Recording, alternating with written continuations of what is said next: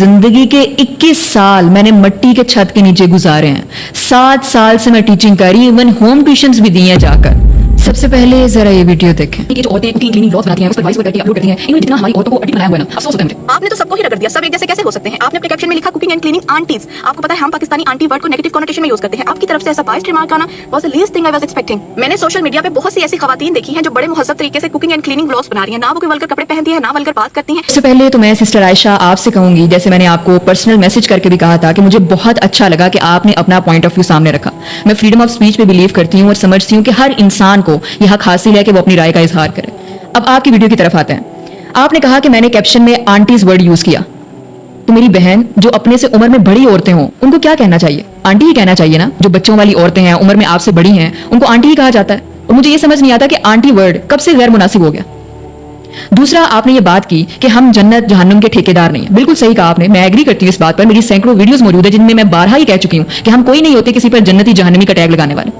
तीसरी बात आपने ये कही कि भरे हुए पेट के साथ एसी में बैठकर दीन की बात करना आसान है, शुक्र करना आसान है। गरीब इंसान के लिए सब्र और शुक्र करना बड़ा मुश्किल होता है। मेरी बहन, आप कॉन्सेप्ट को समझें। अल्लाह सुब्हानहू व तआला ने इस दुनिया को आजमाइशगाह बनाया है। मेरी बहन, अगर आप मेरी बात करें तो जिंदगी के 21 साल मैंने मिट्टी के छत के नीचे गुजारे हैं।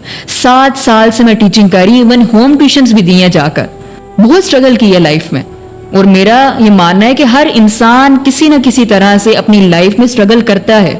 तो उस मिट्टी के छत के नीचे बैठकर मैंने वीडियोस रिकॉर्ड करवाई हैं, दीन की बात की है। और जैसे मैंने अपनी उस वीडियो में कहा था कि रोजाना की बुनियाद पर अपनी डेली रूटीन लोगों को बैठकर सुनाना और दिखाना, मैं ये कर रही हूँ, मैं वो कर रही हूँ, कुकिंग और क्लीनिंग, जो कि बहुत बेसिक है। मुझे बताएं कौन सी ऐसी लड़की है जो क्लीनिंग करना नहीं जानती, जो कुकिंग करना नहीं जानती? कौन सा ऐसा घर है जहां पर रोज सफाई नहीं होती? तो फिर सारी औरतों को ये चाहिए कि वो अपने घरों में कैमरे फिट करवा लें और रोजाना की अपनी सारी रूटीन लाकर लोगों के सामने रख दें और बस इसी तरह जिंदगी गुजार कर दुनिया से चली जाए। जब रसूलुल्लाह सल्लल्लाहु अलैहि वसल्लम ने फरमा दिया कि बल्लिगु अन्नी वलौ आया, कि पहुंचा दो मेरी तरफ से अगर तुम्हें एक आयत भी आती है, तो क्या ये सिर्फ अमीरों के लिए, गरीबों के लिए नहीं है? कौन मना कर रहा है आपको कंटेंट बनाने से? मैंने उस वीडियो में भी कहा कि आप कंटेंट बनाएं, लेकिन इस्लामिक कंटेंट बनाएं, अपने लिए सदका जारिया बनाएं। कुकिंग क्लीनिंग व्लॉग्स बनाकर अब दुनिया से चली जाएंगी, क्या ये सदका जारिया होगा आपके लिए? दीन के नाम पर मुझे समझ नहीं आता कि आप लोग इतना ऑफेंड क्यों हो जाते हैं। आज फिलिस्तीन में, गजा में, ईरान में, सूडान में, जहां के भी आप मुसलमान देखें पूरी दुनिया में, हम पर जवाल आया हुआ इस टाइम। मजलूम है हम लोग। तो कैसे तब्दीली आएगी? जब तक मुसलमान औरतें सिर्फ खाने पकाने, सफाइयां करने, इन्हीं कामों में लगी रहेंगी, तो दीन को कौन समझाएगा? कौन मुसलमान मर्दों की तरबियत दीन पर करेगा? तो मेरा मकसद औरतों को दीन के साथ जोड़ना है, क्योंकि मुसलमानों के जवाल की सबसे बड़ी वजह दीन से दूरी है। अगर हम कुरान को थाम लें, अगर हम दीन पर आ जाएं, तो वल्लाही दुनिया में अल्लाह का निजाम कायम हो और कभी भी कोई मजलूम पिस्ता ना रहे।